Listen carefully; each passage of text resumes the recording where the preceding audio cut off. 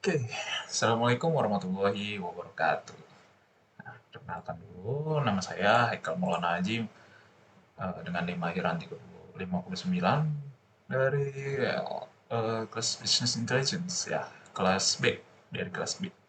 Nah, jadi di sini saya ingin presentasikan ya kali ini um, tentang UTS ini ya tentang 10 paper yang udah saya review, udah saya kumpulin dan review. Jadi ya langsung aja. Nah, ini paper yang pertama, yaitu tentang assessing the influence of business intelligence bla bla bla. Ya, ini judul bahasa Indonesianya bisa dilihat pengaruh business intelligence dan analitik dan juga budaya berbasis data terhadap kinerja manajerial. Ditulis oleh Luminita Herbin, Florin Militare, Valentin Diona, sampai Mihail Amutian. Nah, jadi singkatnya ini paper ini nih membahas tentang gimana sih caranya menjawab pertanyaan kayak mana yang lebih penting untuk meningkatkan kinerja manajer, memiliki teknologi BI yang canggih, atau membangun kebiasaan menggunakan data di seluruh perusahaan.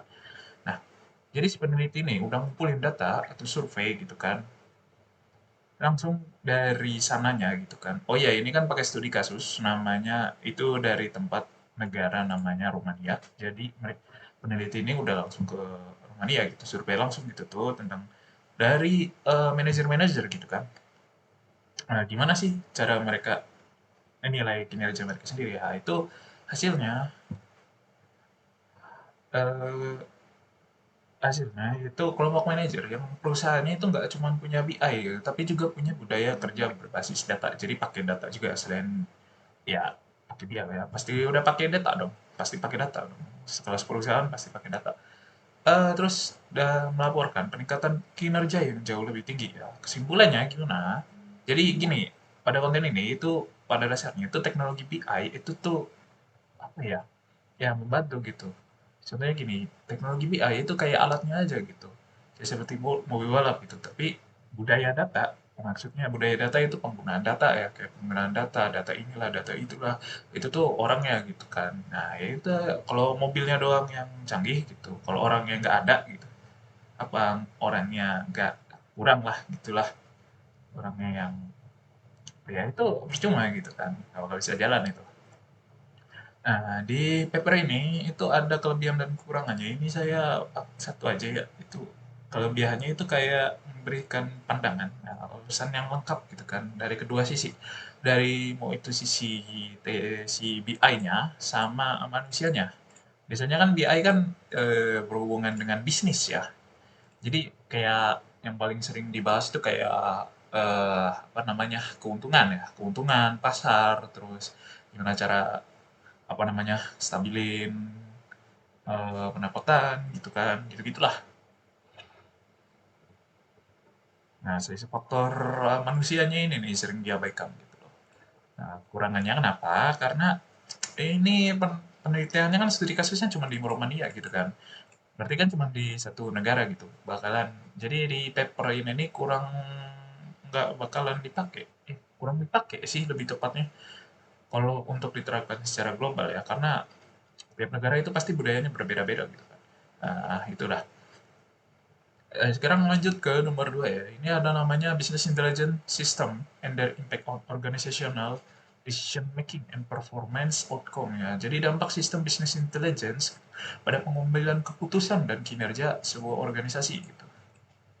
Nah, ditulis oleh Adik Wahyu Nugroho dan Anak Agung Gede Setia Utama. Nama jurnalnya di sini dari owner ya. Jurnal Program Studi Akuntansi Politeknik Indonesia. Nah, jadi artikel ini atau paper ini itu tuh ingin membuktikan gitu secara konkret bahwa ada hubungan sebab akibat antara penggunaan sistem BI gitu dengan membaiknya atau gimana ya kinerja kinerja perusahaan membaik atau memburuknya kinerja perusahaan gitu loh. Jadi intinya si sistem BI ini ada impact atau dampak gitu ya. BI itu punya dampak ke pengambilan keputusan pada kinerja.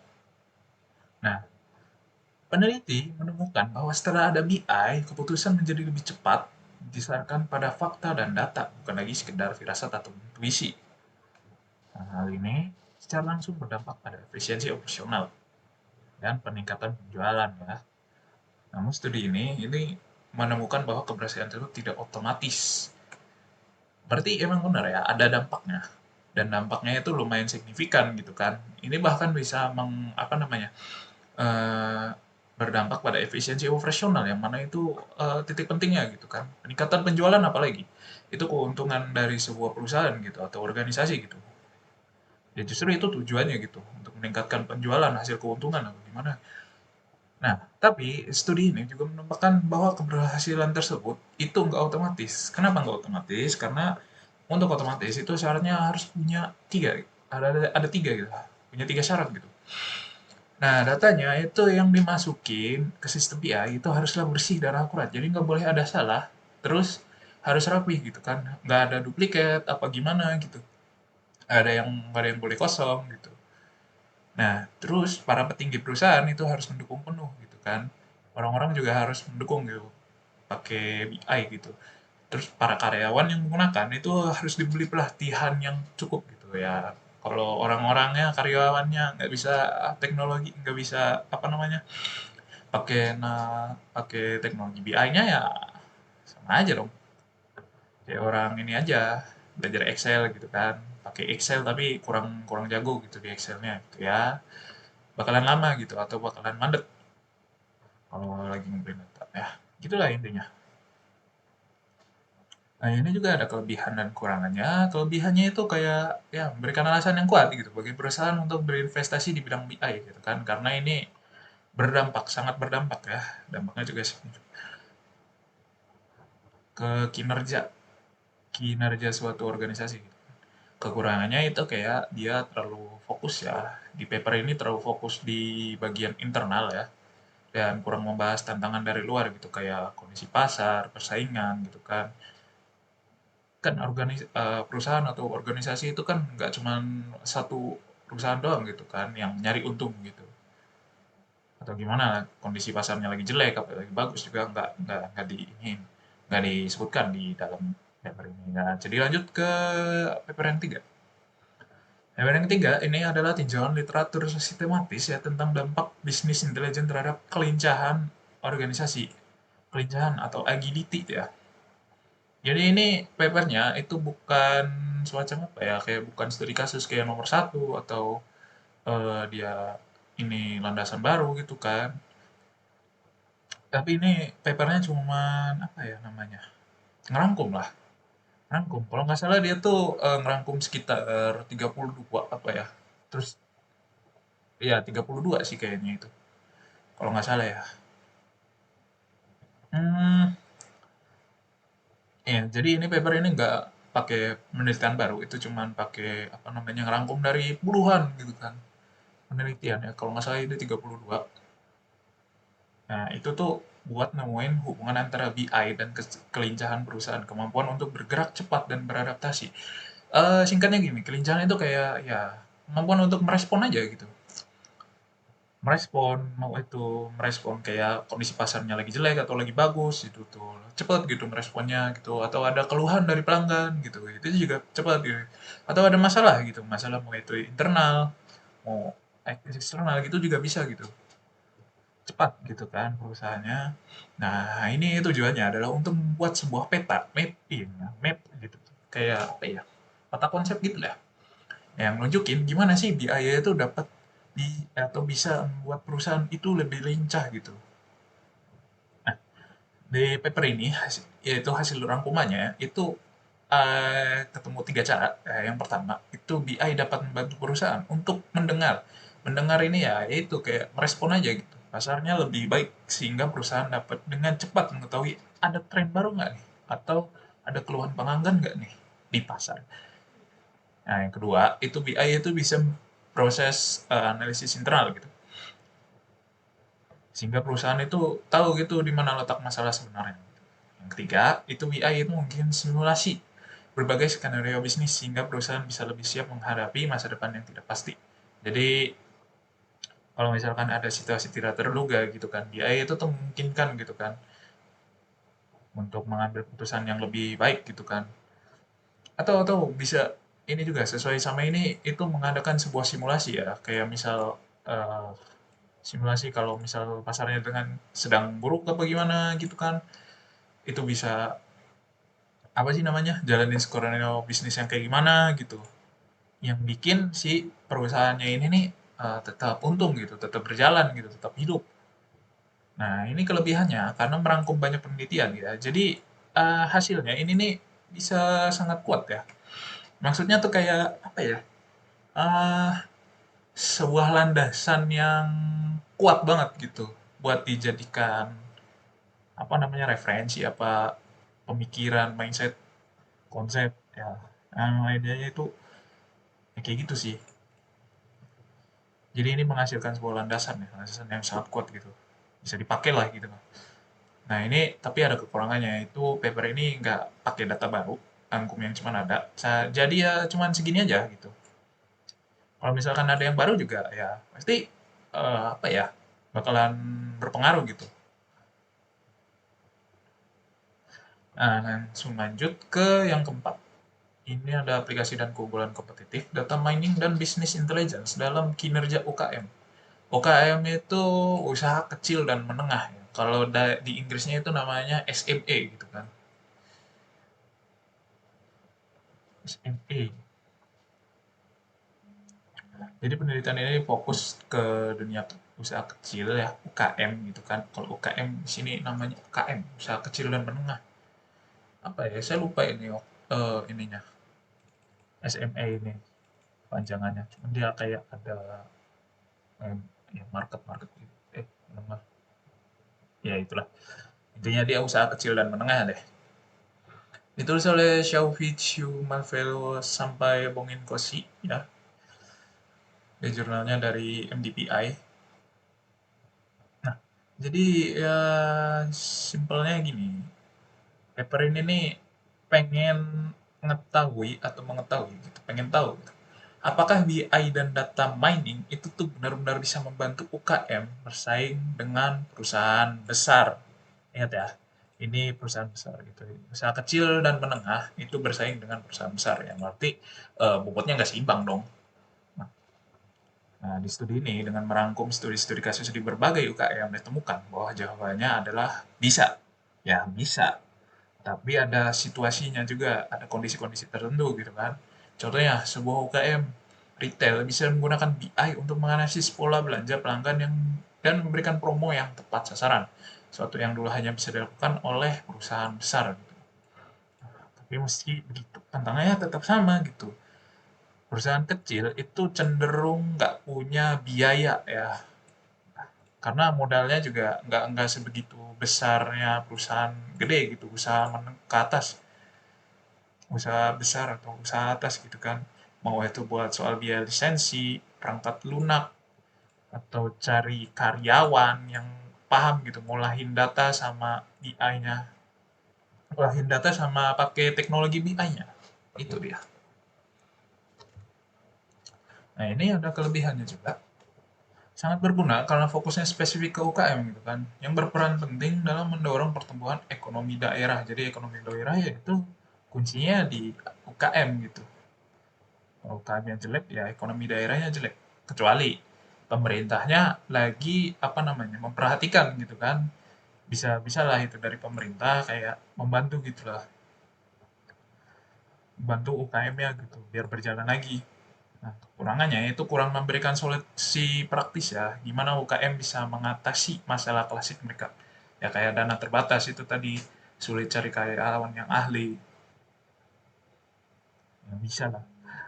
Nah, yang kelima, paper kelima, itu tentang machine learning dalam business intelligence. Nah, dari data biasa menjadi wawasan strategis manajemen information system MIS. Ini ya bisa dilihat ini langsung aja deh. Masuk ke kontennya aja. Jadi paper ini nih ngebahas tentang evolusi atau suatu yang level up dari konsep business intelligence gitu. Atasnya BI. Jika BI tradisional itu hanya mampu menjelaskan apa yang telah terjadi, misalnya melalui laporan penjualan bulan sebelumnya, maka integrasi BI dengan machine learning BI modern gitu ceritanya. Dia menghadirkan kemampuan baru untuk memprediksi apa yang akan terjadi gitu. Ya ini kalau dengan machine learning bisa sih kayaknya. Pakai prediksi. Prediksi gitu ya. Seperti perkiraan penjualan bulan berikutnya itu kayak gimana. Serta memberikan rekomendasi kayak gimana sih strategi yang emang sebaiknya diambil gitu. Yang paling bagus atau yang ya worth worth buat diambil gitu. Misalnya penyelesaian harga. Ya, kayak penyelesaian harga kayak kayak di mana ya? Saham-saham gitu ya kayak apa namanya bitcoinan gitu yang kayak si itu tuh apa namanya ya itulah yang kapan buat dibeli kapan buat dijual itu tuh paham lah ya itu tuh. Ya paper ini nih yang menyoroti perubahan tersebut itu sebagai sebuah revolusi dalam peran BI gitu. Tujuannya adalah menunjukkan bahwa peran BI itu udah bergeser gitu kan dari sekedar alat laporan menjadi penasihat strategis. Karena ini dia pakai machine learning ya dan machine learning itu kayak ya simpelnya kayak AI lah. Jadi kayak apa ya? Bisa dibantu gitu dengan BI gitu tuh kayak pengambilan keputusan kayak apalah gitu. Intinya nanti di masa depan BI itu bakalan ada kemampuannya untuk belajar dari data secara otomatis dan memberikan rekomendasi yang cerdas. Ya kayak AI aja. Nah, ini kelebihannya memberikan gambaran masa depan BI karena dia pakai machine learning ya. Jadi kita tahu teknologi ini akan berkembang ke arah mana gitu kan. Ya pasti ke arah membantu ya, membantu manusia gitu. Bahkan bisa dipakai lebih luas.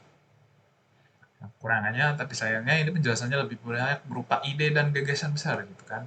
Jadi kurang cocok jika menjadi panduan teknis langkah demi langkah gitu. Sebuah prosedur.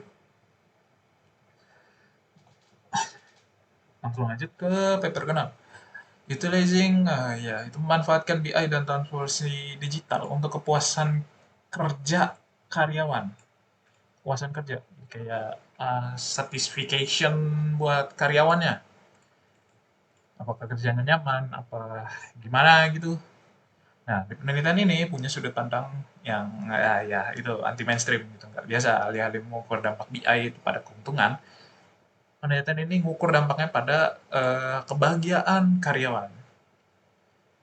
Mereka melakukan survei ini sebuah kantor pemerintahan untuk melihat apakah karyawan yang pekerjaannya didukung oleh alat digital dan BI merasa lebih puas gitu, lebih apa namanya, lebih nyaman dalam mengerjakan apanya pekerjaannya gitu. Hasilnya penelitian ini menunjukkan korelasi yang positif. Gitu. Ya, di mana karyawan ini nggak lagi ngerjain tugas manual berulang-ulang karena udah otomatis gitu dan bisa mengakses datanya itu dengan mudah gitu kan untuk membuat decision making gitu, atau membuat keputusan. Nah, ini juga ngelaporin tingkat stres yang lebih rendah gitu dan kepuasan kerja yang lebih tinggi gitu. Ya intinya itu aja sih. Ini paper bukan kayak apa ya? Kan kayak nggak ngebahas keuntungan apa gimana, pasar gimana gitu. Ini cuman BI dengan apa namanya? eh certification dari karyawannya, certification employee-nya. Nah, itu di bagian manusianya ya. Kelebihannya kenapa ini karena menarik ya bahasanya karena ini apa namanya? Teknologi dengan sisi kemanusiaan, puasan kerja bukan soal keuntungan, barulah hal baru. Nah, kekurangannya ini penelitiannya itu dilakukan di kantor pemerintahan. Itu yang mana ini suasana bisa aja berbeda gitu di perusahaan dari perusahaan swasta gitu. Jadi hasilnya ya belum tentu sama.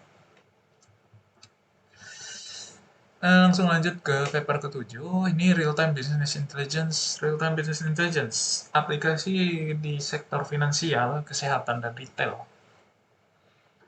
Ini dari jurnal of Economic Business and Commerce. Commerce.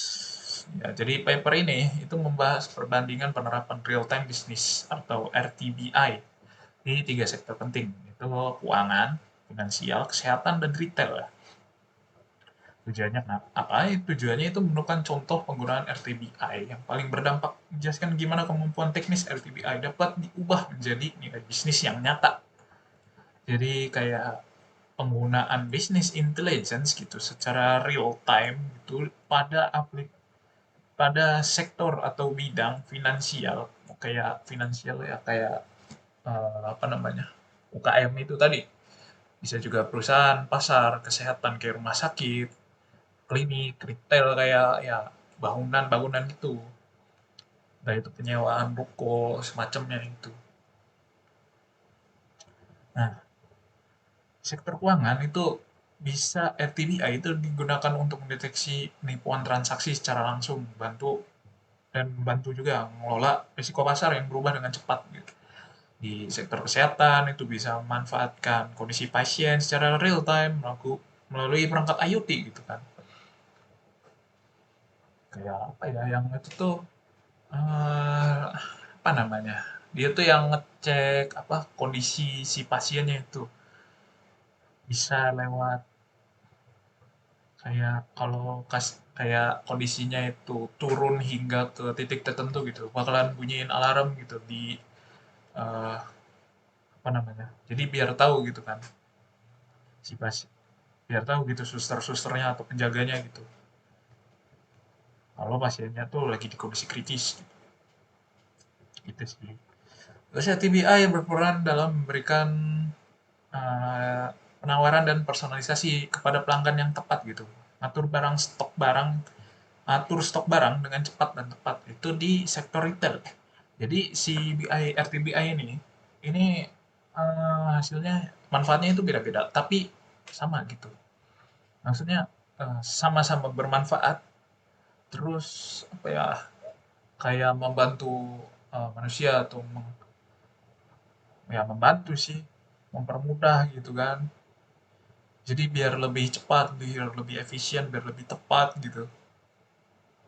Nah, kelebihannya ini kekuatan utama dari si paper ini itu pendekatannya orientasi pada aplikasi praktis dan analisis lintas industri yang buatnya sangat bernilai gitu kan, bagi para praktisi dan manajer bisnis yang ingin mengadopsi RTBI. Tapi kekurangannya dengan cakupan yang luas, mencakup tiga industri besar, analisis ini jadi untuk setiap sektor beresiko itu kurang dalam. Paper ini nih cenderung kayak menjadi survei kapabilitas daripada studi kasus yang mendalam mengenai tantangan dan implementasi di satu sektor. Lanjut lagi ke 8, tiga lagi. Mengeksplorasi hubungan antara business intelligence dan kinerja keuangan di UKM. Nah, ini UKM itu kayak yang tadi ya, usaha kecil dan menengah.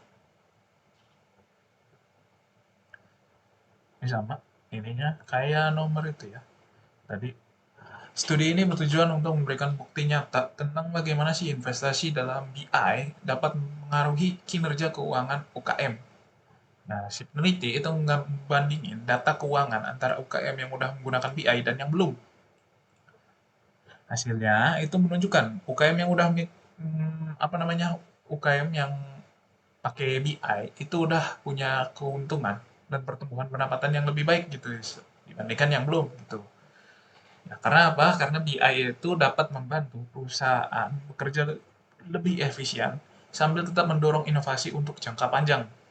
Jadi BI ini pada dasarnya itu membantu UKM gitu untuk menyeimbangkan antara menjaga operasi harian agar lancar dan mencari cara baru untuk berkembang di masa depan. Cari inovasi gitu.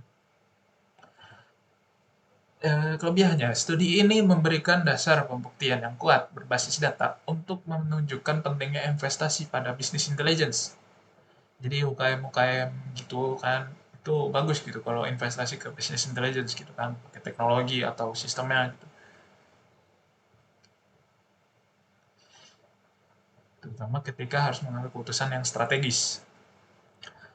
Nah, kekurangannya, namun kinerja keuangan dipengaruhi oleh banyak faktor lain di luar penerapan BI. Ada kemungkinan faktor luar eksternal ya, seperti kondisi ekonomi makro atau perusahaan besar itu ikut ikut mempengaruhi hasilnya gitu, hasil dari si UKM-nya ini, mempengaruhi hasil penelitian, tapi belum sepenuhnya dikendalikan dalam desain studi ini.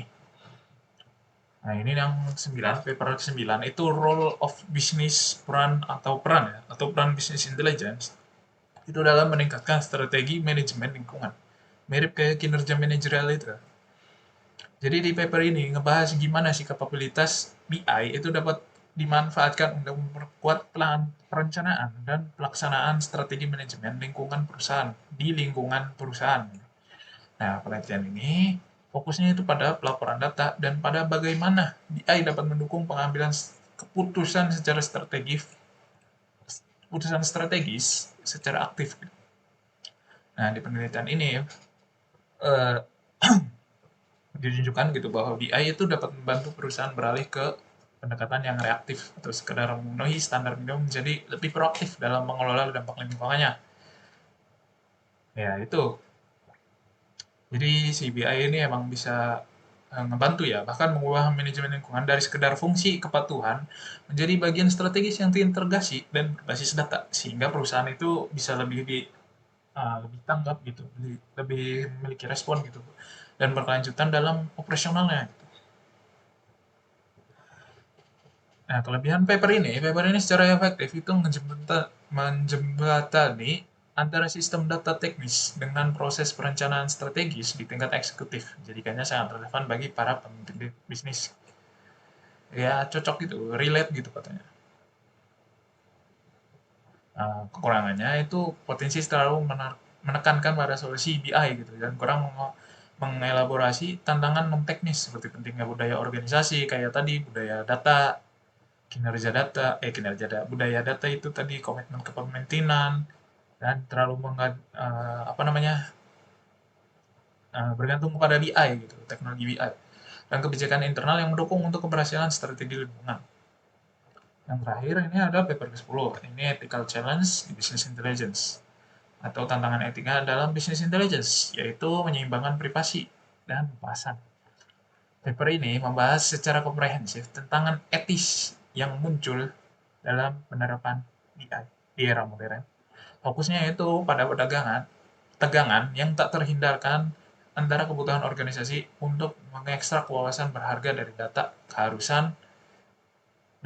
dengan keharusan untuk menegakkan prinsip privasi, keadilan, dan transparansi. Jadi intinya ya praktik BI yang etis kini itu nggak lagi sekedar jadi kewajiban moral gitu atau beban kepatuhan, melainkan telah berkembang menjadi sebuah keunggulan strategis gitu yang dapat meningkatkan kepercayaan, entah itu kepercayaan pelanggan, sekaligus memperkuat efisiensi operasionalnya dari suatu perusahaan. Nah, kelebihannya, paper ini punya dukungan data yang kuat gitu kan.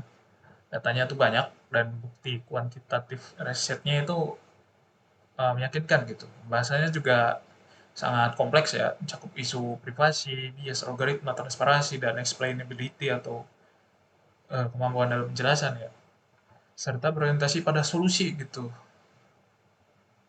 Nah, namun ada kekurangan ya, terdapat beberapa kelemahan ya, itu penggunaan data proyeksi masa depan yang belum tentu akurat, jadi ya belum tentu kejadian, belum tentu akurat. Machine learning kan nggak 100% benar ya, kayak AI aja kayak sekarang ya. Nah, pandangan yang terlalu optimistis, bahwa etika itu selalu berdampak positif itu tanpa membahas tantangan biaya dan kompleksitas bagi organisasi dengan sumber daya yang terbatas gitu kan. Nah, itu akhir dari papernya. Nah, juga ini ada daftar pustaka ini. eh, ya, ya mungkin ya itu aja sih. Jadi kesimpulannya pada pada akhirnya gitu kan. Saya punya beberapa kesimpulannya itu.